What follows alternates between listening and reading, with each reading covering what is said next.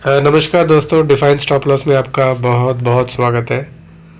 तो आज आप देख सकते हो कि जो गॉडफ्री फिलिप शेयर में आज 11% का हमें गिरावट देखने को मिला है। ठीक है ना दोस्तों, तो हम इस वीडियो में ये जानने की कोशिश करेंगे कि इसमें आज गिरावट आने का कारण क्या है। ठीक है ना दोस्तों, जैसे आप देखो ये जो एक बड़ा सा मोरूबोजू कैंडल है, किंग कैंडल, ये है आप 1 फरवरी 26 का है, 1 फरवरी 26। और उस दिन ये भारी गिरावट आप देख रहे हो, उसका जो कारण था कि जो भारत सरकार ने एक्साइज ड्यूटी इम्पोज किया था। जीएसटी 40% तो ऑलरेडी है, इसके अलावा एक्साइज ड्यूटी का ऐलान हुआ था, तो उसके चलते हुए ये जो बड़ा सा कैंडल है, एक भारी गिरावट आपको देखने को मिला था। ठीक है, और उसके बाद फिर आप ये यहाँ पे और एक कैंडल देख रहे हो, किंग मोरूबोजू कैंडल, एक बड़ा सा कैंडल। ठीक है ना, और ये कैंडल उस दिन बना था जब मतलब गॉडफ्री फिलिप ने मतलब सिगरेट्स के दामों को बढ़ाया था। तो मार्केट को कहीं ना कहीं मतलब ये आशा जाग गया था कि मतलब जो एक्साइज ड्यूटी में जो पैसा खर्चा होने वाला है वो कहीं ना कहीं कस्टमर से रिकवर हो जाएगा, क्योंकि बेसिकली जो सिगरेट्स दे आ रहे हैं ये ऐसे प्रोडक्ट्स है जो लोगों को आदत लग जाती है, लत लग जाती है। भले आप मतलब प्राइस बढ़ा भी दो तो भी मतलब लोग उसको कंज्यूम करते हैं।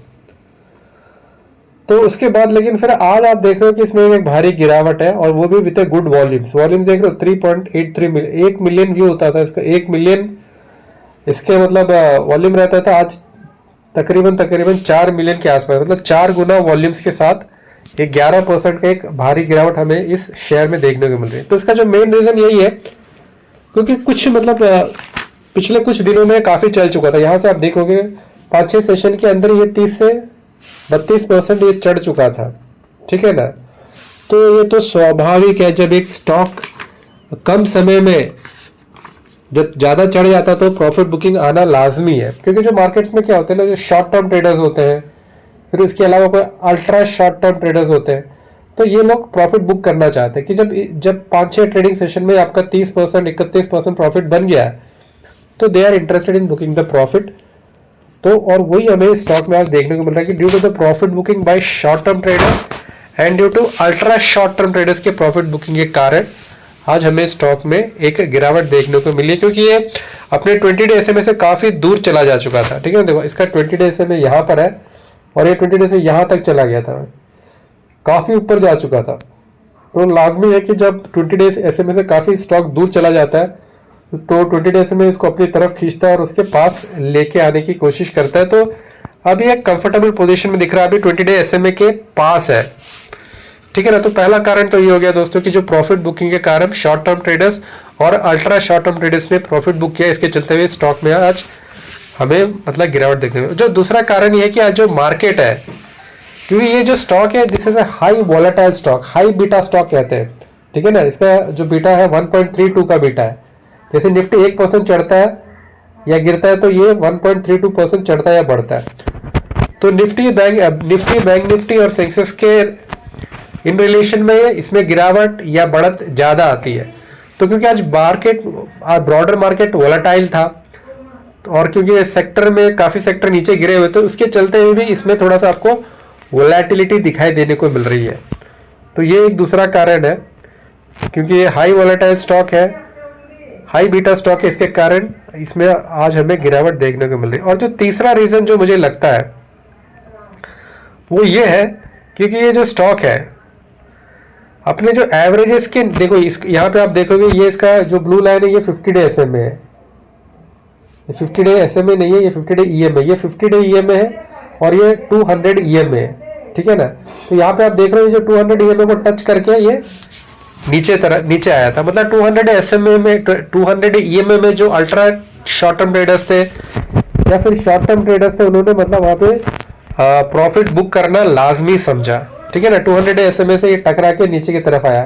तो बेसिकली होता क्या, जब एक स्टॉक अपने मूविंग एवरेजेस, मतलब जो ब्रॉडर मूविंग एवरेजेस होते हैं, से 50 EMA हो गया, 200 EMA हो गया, तो शॉर्ट टर्म ट्रेडर्स को रेस्पेक्ट करते हैं जब वहां पे वो लोग उसे एक रेजिस्टेंस की तरह देखते हैं। ठीक है ना, और तो वहां पे वो लोग अपना प्रॉफिट बुक पसंद करना चाहते हैं। तो ये टेक्निकल कारण भी है। ठीक है, इससे टेक्निकल पर्सपेक्टिव है, क्योंकि जो स्टॉक है अपने 50 डे EMA और 200 डे EMA को क्रॉस नहीं किया है, उसके नीचे ट्रेड कर रहा है, तो at that levels the short term traders are interested in booking the profit, और अपने प्रॉफिट्स को वो घर लेके जाना पसंद करते हैं। ठीक है ना दोस्तों, तो ये एक कारण है। और अभी आप देखोगे इसका जो RSI था, वो RSI मतलब कहाँ तक चला जा चुका, 70 के आसपास पहुंच चुका था। यहाँ पे आप देखो ये RSI इसका कहाँ था, यहाँ पे आप देखो तो इट वॉज एट, मैं इसको थोड़ा सा आपको जूम करूँगा तभी आपको ये दिखाई देगा कि कहाँ पे था ये। तो यहाँ पे आप देखोगे तो ये 67-70 के लेवल तक RSI चला गया था।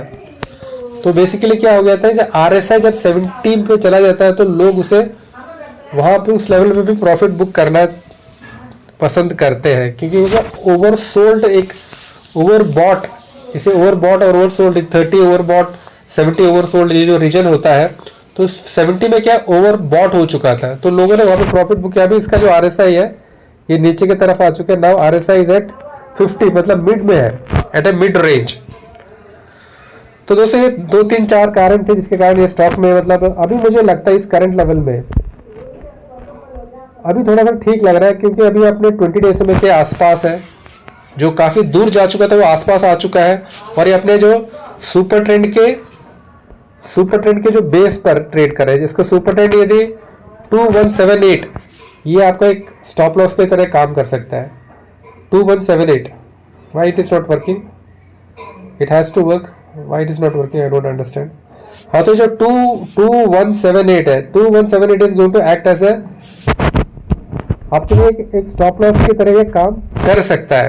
ठीक है ना दोस्तों, तो the stock is looking comfortable, इतने मतलब ये गिरावट के बाद स्टॉक में थोड़ा सा कंफर्ट देखने को मिल रहा है, और यदि थोड़ा सा यहाँ पे कंसोलिडेट करता है तो I think then that it would be a good value buy, है ना।